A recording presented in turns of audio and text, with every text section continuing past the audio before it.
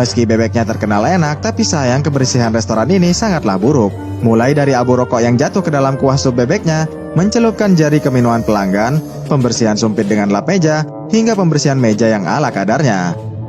Tak sampai di situ, pelanggan juga marah besar lantaran ada kecoa di dalam mangkuk supnya. Walhasil dengan angkuhnya, pelanggan pun hendak menuntut restoran ini, karena ternyata pelanggan ini adalah inspektur kebersihan restoran. Merasa takut dituntut, Bos Hui pun nekat memakan kecoanya serta mengelak bahwa ini hanyalah buah jujub.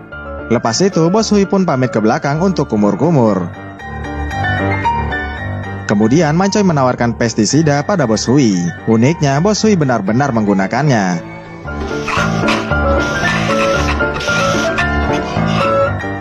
Setelah kecoanya dimakan, maka inspektur tak punya lagi barang bukti untuk menuntut Ahoy.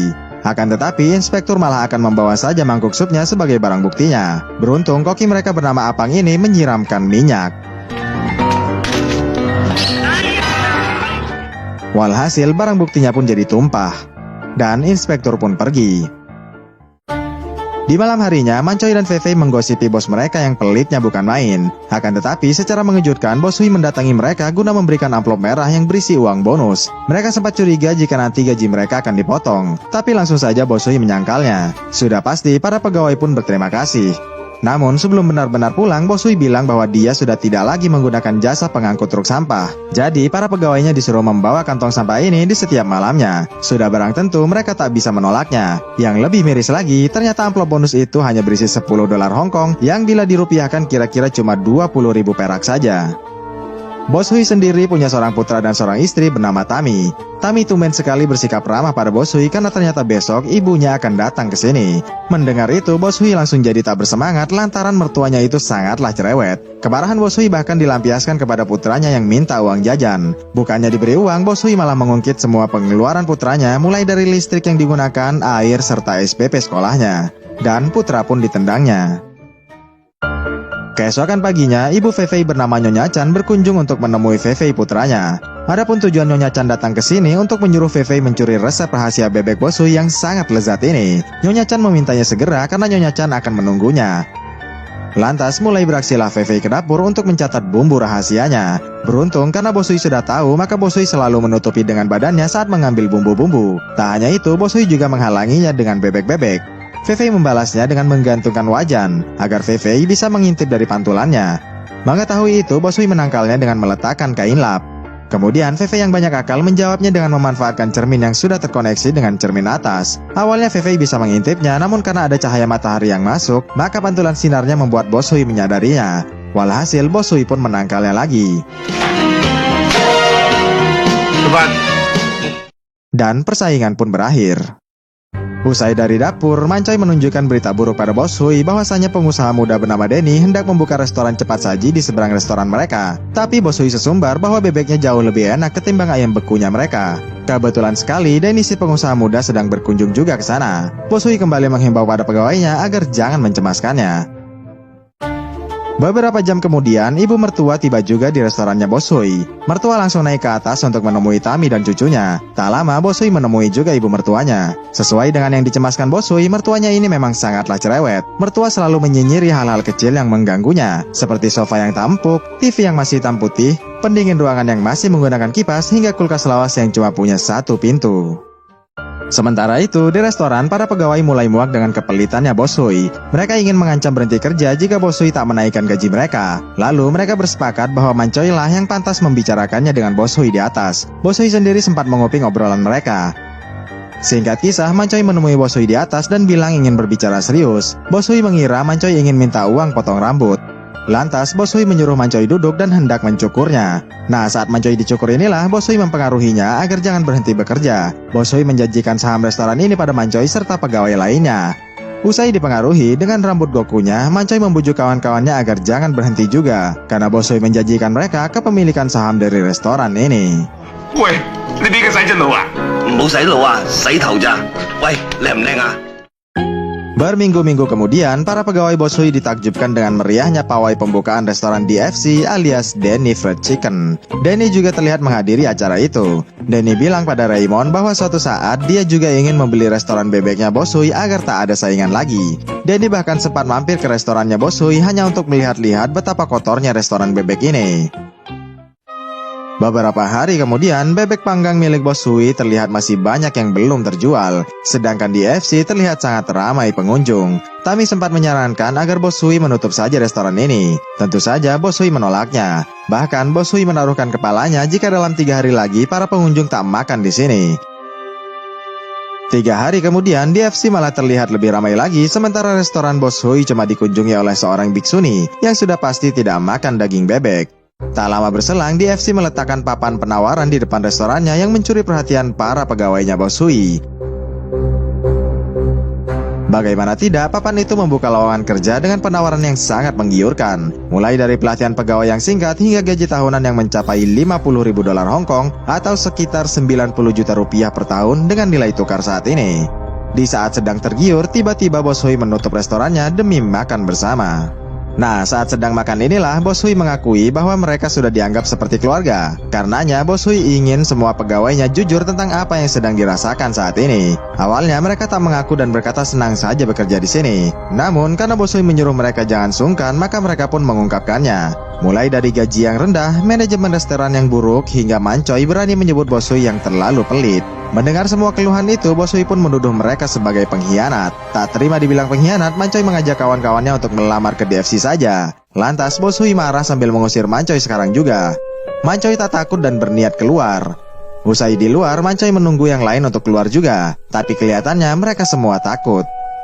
Langsung saja Bos Hui pun menutup pintu untuk Mancoy. Dan Mancoy pun pergi ke DFC sambil sesekali menoleh ke restorannya Bos Hui.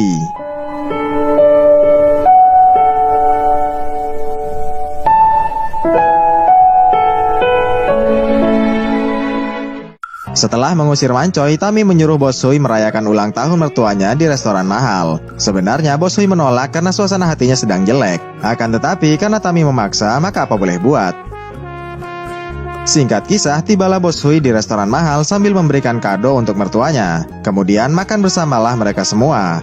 Karena sedang galau, maka Bos Hui pun bersikap acuh tak acuh meski di hadapan mertuanya. Mulai dari mencuci sumpit di kuah sop, meneteskan kuah di atas tangan mertuanya, memuncratkan daging udang di pipi sang mertua, hingga mematikan TV yang sedang ditonton mertuanya saat menayangkan iklannya di FC. Puncak dari semuanya, Bos Hui yang hendak menyajikan minuman keras pada mertuanya malah mengokopnya terlebih dahulu. Walhasil, mertua pun menolak dituangkan minumannya. Keesokan paginya, terlihat maskot ayam DFC membagikan lembaran promo. Kemudian, Bos Hui yang merasa curiga langsung mendatangi maskot itu. Bos Hui marah karena ternyata Mancoy benar-benar mengkhianatinya. Tentu saja, para pegawainya melerainya. Beberapa hari berlalu, Raymond membina para pegawainya agar menjadi pelayan yang baik dan selalu tersenyum. Mula-mula Raymond memperagakannya kepada Mancoy. Raymond berperan jadi pembeli yang marah, sedangkan Mancoy jadi pelayan yang selalu tersenyum. Adapun prinsip pelayanan mereka adalah pembeli selalu benar. Walhasil pola latihannya pun jadi begini.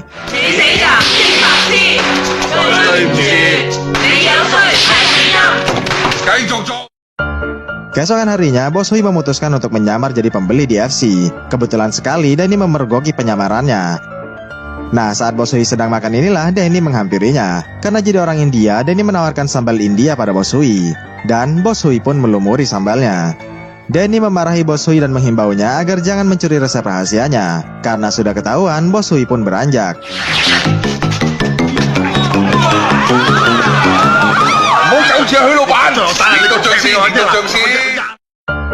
Keesokan harinya, Bos Hui menjadi maskot bebek dan menyebarkan kertas promonya. Sayangnya, bukannya dapat pelanggan, Bos Hui malah menakuti anak-anak. Kemudian, Bos Hui dan Mancoy saling berebut pelanggan keluarga. Karena sama-sama tak dapat pelanggan, maka Bos Hui pun mengejar Mancoy. Perkelahian mereka mendapat perhatian dari para pengguna jalan. Dari bawah, pegawainya meminta Bos Hui untuk berhenti. Karena tak tahan dipukuli, Mancoy pun turun dari sana.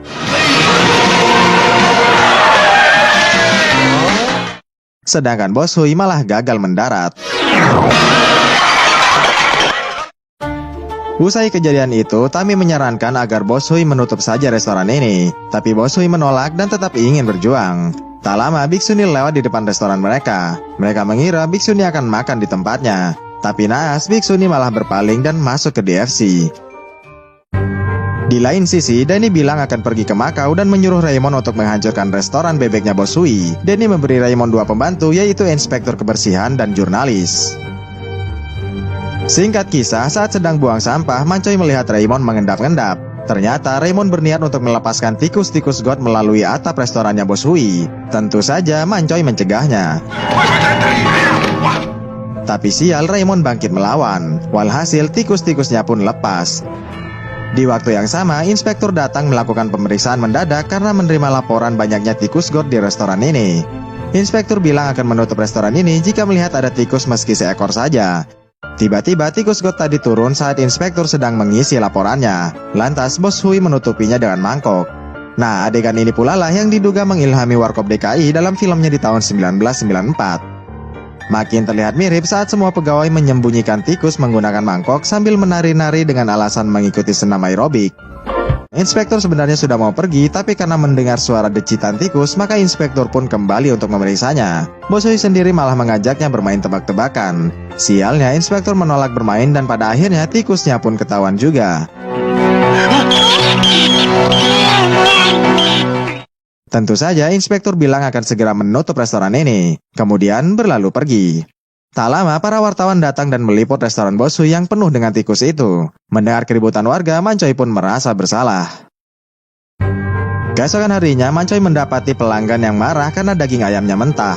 Lantas si bule memaksa uangnya dikembalikan sambil mengucapkan kata rasis pada etnis Cina. Tentu saja Mancoy tak terima dan meledek balik etnisnya si bule. Beruntung Raymond datang melerai.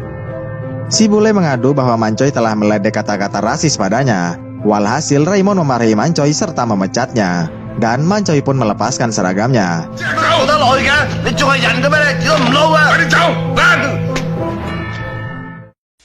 Di sore harinya, Tami mengabarkan bahwa Mancoy telah dipecat oleh DFC. Bos Hui sendiri mengaku tak peduli. Tapi Tami memohon agar Mancoy diterima kembali bekerja di sini. Tami bahkan mengantarkan Mancoy menemui Bos Hui. Mancoy sendiri hanya bisa terdiam. Awalnya, Bos Hui yang kesal tak mau menerima Mancoy bekerja lagi. Akan tetapi, karena pegawai lain ikut membujuk Bos Hui, mau tak mau Bos Hui menerima Mancoy bekerja kembali. Dan mereka pun riang gembira. Di malam harinya, mereka makan bersama merayakan kembalinya Mancoy. Akan tetapi, di waktu yang sama, Bos Hui menyampaikan kabar buruk. Bahwasanya tadi sore Bos Hui menerima 3 surat dari pihak berbeda-beda. Ada yang berisi penutupan restoran dari pemerintah, ada yang berisi tunggakan pajak 7 tahun, hingga surat dari pamannya yang ingin membeli restorannya Bos Hui yang diambang kebangkrutan ini. Mendengar itu, tentu saja para pegawai jadi berduka.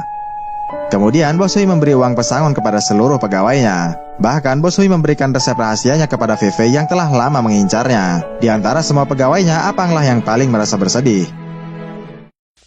Setelah memberi uang pesangon, Tami mengajak Bos Hui menemui ibunya untuk meminta pinjaman uang. Tentu saja Bos Hui yang sedang galau menolaknya mentah-mentah karena takut diceramahi habis-habisan oleh mertuanya yang cerewet itu. Walhasil Tami pergi saja sendirian.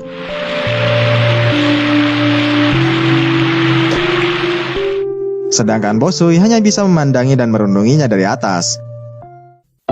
Keesokan harinya, Bos Hui yang tersadar menelpon mertua untuk mengundangnya makan siang. Dan mertua pun menyanggupinya. Singkat kisah, bertemulah Bos Hui dengan mertua. Adapun tujuannya adalah memohon agar mertua mau memodali lagi restorannya. Setelah menerima modal, Bos Hui dan semua pegawainya melakukan perombakan besar-besaran pada restorannya. Tak hanya itu, Bos Hui juga mempekerjakan banyak pegawai baru dan langsung melakukan pelatihan. Karena mertua Bos Hui selalu cerewet soal kebersihan, maka Apang mengajari pegawai baru untuk selalu menjaga kebersihan. Mancoy yang pernah bekerja di DFC juga memberi pembinaan pada pegawai baru agar menjadi pelayan yang ramah tamah. Fei yang telah diwariskan resep bebek pun juga turut mengajarkan pegawai baru tentang cara menghafal resep. Fei mengutuk jika mereka nekat membocorkan resepnya, maka mereka akan mati mengenaskan.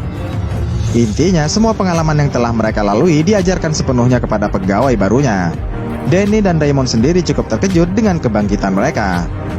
Untuk ukuran restoran baru, restoran Bos Hui ini terbilang punya banyak pengunjung. Bukan cuma fisiknya saja yang berubah, menu restoran ini juga sudah sangat beragam. Bahkan Raymond pun memesan makanan dari sana dan terlihat menikmatinya. Danny yang tak terima memutuskan untuk menjual bebek panggang saja besok. Karena tak bisa masak, maka Denny menggunakan komputer untuk merumuskan resep bebeknya. Walhasil, keesokan harinya, DFC mulai kehilangan para pelanggannya karena rasa bebek pelanggannya tidaklah nikmat. Sebaliknya, restoran Bos Hui mendapatkan banyak pemasukan. Di malam harinya, Denny menyuruh Raymond untuk membakar restorannya Bos Hui, sementara Denny akan pergi ke Makau. Tentu saja Raymond menolaknya karena selalu dijadikan tumbal. Raymond baru akan bersedia jika Denny mau membayarnya mahal. Sudah barang tentu Denny menolaknya karena memang Raymond banyak berutang budi padanya. Walhasil, Raymond pun menyerang Denny, hingga membuat minyak tanahnya tumpah. Celakanya, Denny yang hilaf tak sengaja membuang puntung rokoknya di atas minyak yang tumpah. Akibatnya, restoran mereka pun kebakar hebat.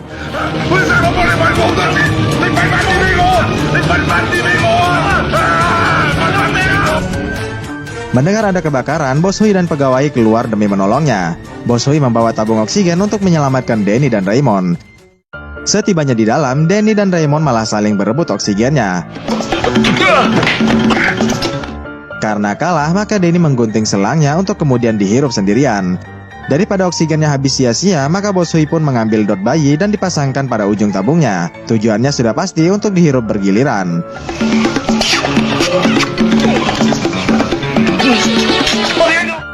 Setelah mendapat asupan oksigen, Bos Hui pun membopong keluar mereka berdua. Dan mereka semua pun selamat. Keesokan harinya, Bos Hui diliput wartawan karena memenangkan piala pebisnis terbaik tahun ini. Bos Hui mengungkap bahwa kunci suksesnya hanyalah 3, yaitu bergerak, berkembang, serta disenangi. Dan film pun